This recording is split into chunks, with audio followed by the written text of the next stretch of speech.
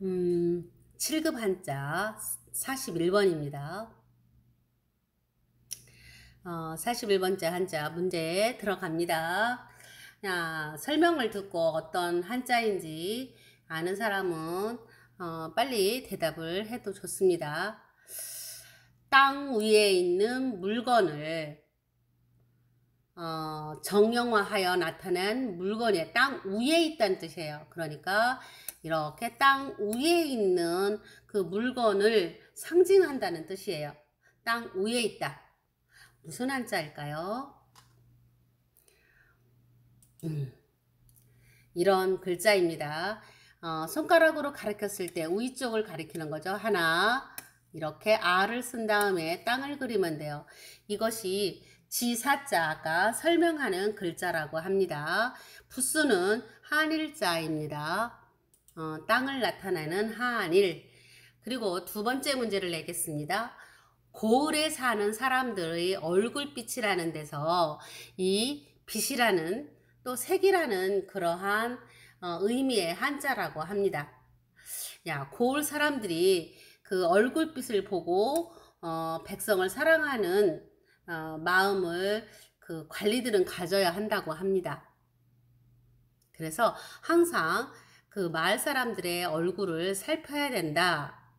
이런 의미에서 우리는 이렇게 빛이라는 한자어가 생겼다고 합니다. 답은 그렇죠. 빛색이에요. 빛색은 사람들의 얼굴을 살펴야 된다. 이것을 사람 인자를 좀 꺾었다고 그랬죠. 이렇게 칠자처럼 글씨 모양을 좀 좋게 하기 위해서. 그리고 이 마을을 보면 어떻게 쓰느냐 하면 이렇게 디귿자를 거꾸로 쓴 것처럼 써요. 그리고 맞고 한 번에 이렇게 써요. 여기는 사람들의 집들이 이렇게 있는, 여기 이 집, 저 집이 마을에 있고요. 여기는 함께 놀 수 있는 들판이 있다는 거예요. 이 고을 사람들의 얼굴빛을, 사람들의 얼굴빛을 살펴보아라 라는 뜻에서 색깔이라고 하는 글자가 나왔습니다. 이렇게 두 가지 글자가 모여서 만들어진 글자를 회의자라고 합니다. 다음 글자는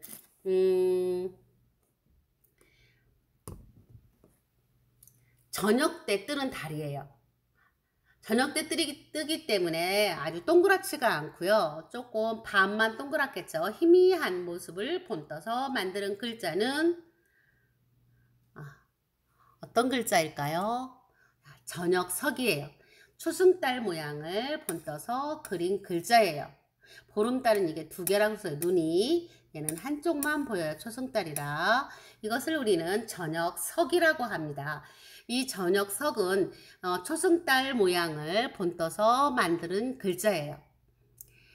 다음은 여자가 아기를 낳으면 분명히 그 씨에 따라서, 남자의 씨에 따라서 성이 붙죠.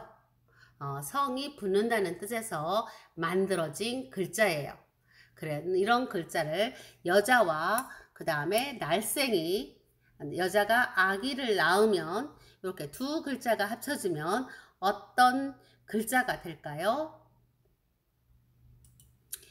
이것을 성씨, 성이라고 그래요. 성씨, 성, 강씨, 이씨, 김씨, 이러한 성이라고 합니다.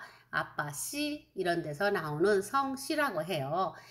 여자, 여자는 아까 말한 대로 앉아있는 바른 모습, 그리고 이렇게 손을 다소곳이 무릎에 올려놓고 어깨는 반듯하게 바른 자세, 그리고 다소곳한 여자의 모습, 그리고 날생이라고 하는 글자는 어디에서 만들어졌냐면 이렇게 땅에서 새싹이 돋아나듯이 태어난다는 뜻을 말하고 있어요. 날생은 땅에서 새싹이 돋아나듯이 사람도 태어난다, 이런 씨에서 태어난다 라는 뜻이거든요. 사람도 풀처럼 씨에서 태어난다. 사람인이 들어가요. 그리고 땅이 들어가요. 한 다음에 마지막에 가장 아래에 획을 그어요. 이게 바로 날생이에요. 날생. 그래서 이런 글자를 성씨, 성이라고 하는데, 여자라고 하는, 여자가 아기를 낳았다는 뜻과 아까 말한 대로 여기에서 날 생이나 성씨 성이나 생성 이렇게 비슷한 소리가 나기 때문에 이것을 우리는 형성자라고 합니다. 다섯 번째 문제입니다. 다섯 번째는 한 세대가 30년 정도 돼요. 이게 무슨 소리냐면 엄마 아빠가 약 30살 정도를 안팎으로 해서 30살 안이나 30살 바깥으로 해서 아기를 낳는다는 뜻이에요. 아기를. 그러니까 한 세대는 30년씩 이루어질 수 있다는 거죠. 우리 엄마 아빠가 약 30년 30살 그 전후로 해서 아기를 낳기 때문에 이 30년을 한 세대라고 합니다. 그런데 한 세대 30년이라는 데서 10이 이렇게 20 요거는 10과 20을 더하면 30이 되잖아. 10 또 10이 두 개여서 30이라는 데서 세개라는 세개라는 의미로 만들어진 글자예요. 무슨 자일까요? 이것을 인간세라고 해요. 옛날에는 사람이 그렇게 많지 않았기 때문에 처음에 사람들이 한 30명 정도는 정말 세상에 여러 사람 같았는지도 몰라요. 이 인간세자는 좀 일찍 만들어진 글자 같죠? 아까 말한 대로 10, 20 이런 뜻이에요. 쓰는 방법을 보도록 하겠습니다. 한일이 부수죠. 모두 다 한 세상에 산다. 그렇죠? 그리고 비읍을 씁니다. 이렇게. 그리고 아까 10을 이렇게 써서 막아줘요. 왜냐면 이것이 한 인간이 사는 세상이라는 테두리를 만들어 준 것 같아요. 그리고 끝없이 넓다라는 뜻에서 이렇게 여기를 이렇게 좀 막아놓지 않은 것 같아요. 인간세입니다. 인간세. 세상이라는 글자 다시 한번 해보겠습니다. 쉬운 듯 어려운 듯 합니다. 일자를 그리고요. 그리고 이렇게 아까 20을 씁니다. 그리고 또 하나 10 남은 것을 이렇게 써서 한 번에 니은을 그리면 됩니다. 이러한 글자를 인간세라고 합니다. 자, 여섯 번째 글자 알아보도록 할까요? 도끼로 집을 지은 것을 말해요. 도끼로 집을 지은 장소. 야, 도끼로 내가 집을 졌어요. 응? 그래서 이렇게 만들어진 글자는 어떤 것일까요? 도끼로 집을 만들었다는 거죠. 도끼로 집을 만들었어요.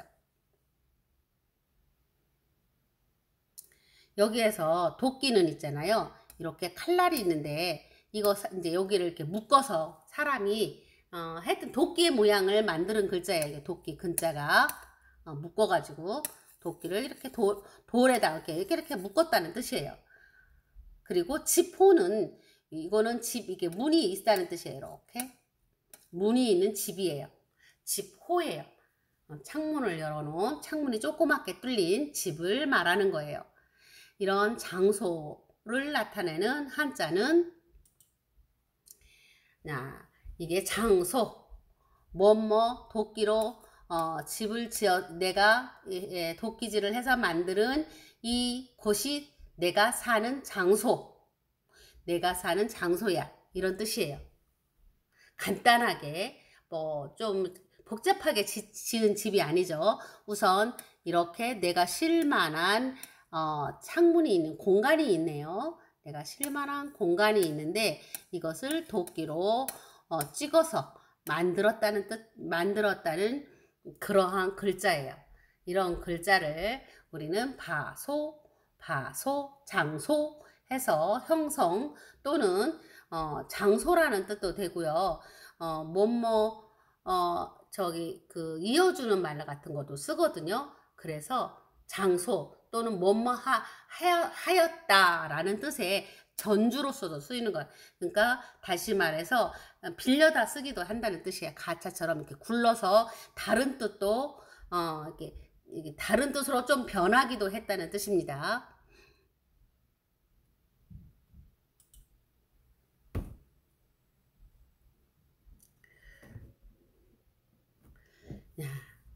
일곱 번째 아주 조그맣게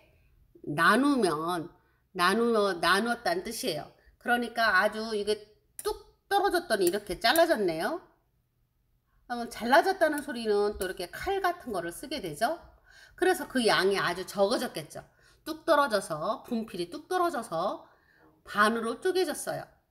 이때 나이가 적다는 뜻도 있대요. 나이가 적은 것을 우리는 어리다 또는 젊다라는 그런 뜻으로 만들어진 한자는 뭐가 있을까요? 아까 말한 대로 이것은 작다는 뜻이에요. 뚝 떨어졌는데 이렇게 나누어졌으니까 작은 거죠. 그리고 칼 있죠, 칼. 야, 여기서 아까 칼처럼 이렇게 또 나누어졌다는 소리죠. 칼을 하나 딱 그리면 젊을 소가 돼요. 또 굉장히 조금이라는 뜻도 돼요. 이거는 크기가 아까 말한 대로 요거는 크기가 작다는 소리예요. 크기가 작다는 소리고요. 요것은 크기가 작다는 소리고 이거는 양이 적다 또는 젊다, 나이가 좀 덜 먹었다. 그래서 밑에 이렇게 칼이 있으면 젊을 소가 되는 거예요.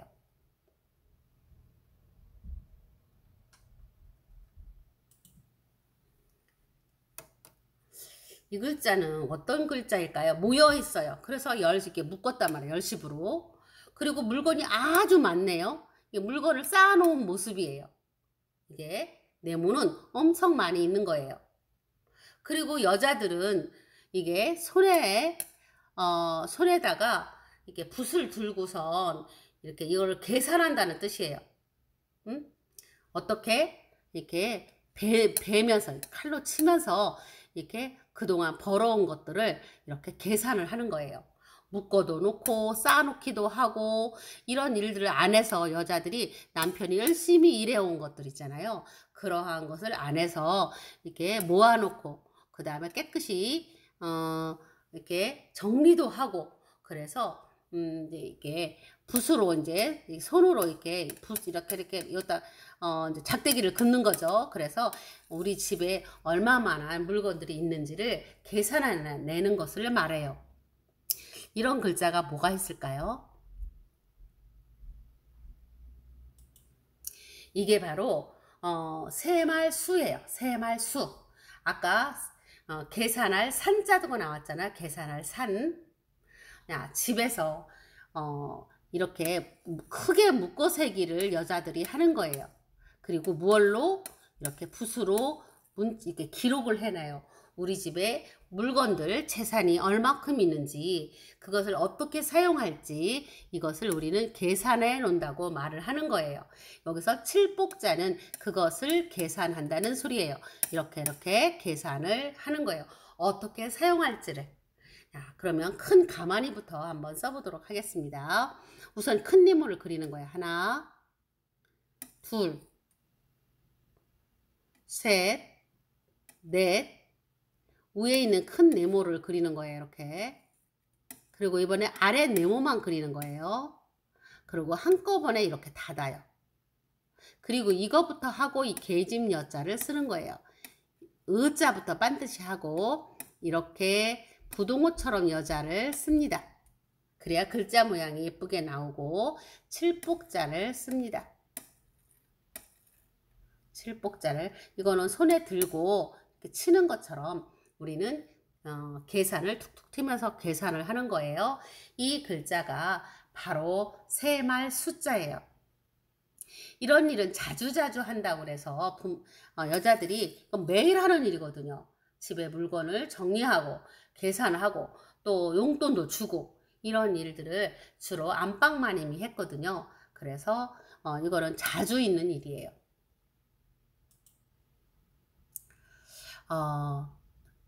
사람의 손에 그 펼친 모양이에요. 사람의 손 모양이네요. 이렇게 가위바위보, 보를 한 모양이에요. 그런 글자가 뭐가 있을까요? 손수예요. 손이 손의 모습인데요. 여기서부터 여기까지가 손이에요. 여기는 팔목이고 한번 보겠습니다. 손가락을 하나, 둘, 셋, 이렇게 그리면 손수가 되는 거예요. 손의 모양을 번떠서 만든 글자예요. 자, 마지막 문제입니다. 옛날에는 날마다 관청 또는 절에서 종을 때에 맞춰서 쳐줬어요. 자, 지금은 아주 점심때입니다.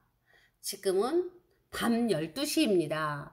이렇게 하루에 몇 번의 시간을 알리는 시계가 많지 않기 때문에 이렇게 관청이나 절에서 시간을 알려줬거든요. 그런 의미로 만들어진 한자는 때시예요. 때시. 시간을 알려주는 거예요. 뭐 12시가 되었다고 알려주는 경우도 있지만 이제 절이나 관청에서 시험을 보잖아요. 언어예요. 시험을 볼 때도 시험 시간이 끝났습니다. 시험 시간이 시작되었습니다. 이런 때도 처음과 마지막 시간을 가르쳐줘요. 이런 데서 나온 글자인데 되게 과거 시험을 볼 때 시간을 알려주게 되잖아요. 이런 의미에서도 만들어진 글자입니다. 때, 시간을 말하는 건데, 야, 우리가 시험을 볼 때는 언어로 글로 써야 되니까, 여기 머리, 코, 입, 이게 말씀 원자죠. 그리고 이건 절사자예요. 흑토 더하기를 하고, 그리고 아까 말한 대로 절도 있게 시간을 가르쳐주고 공부할 시간, 끝나는 시간, 이렇게 절에서는 이러한 규칙적인 일과가 이루어졌다고 해요. 그래서 절사자와 말씀원자가 모여서 형성자, 때시가 됐어요. 사나, 시나 이렇게 됐나 보죠. 그래서 형성자입니다. 이제 글자가 쉬운 듯 하지만 혹시 집중을 못해서 못한 사람은 아까 다시 한번 보면은 천천히 보면 여러분이 다 익힐 수 있는 문제니까 다시 한번 보기를 해도 좋습니다. 그런데 한자는 일단 볼 때 정신을 집중하면 절대 잃어버리지 않습니다. 이상으로 마치겠습니다.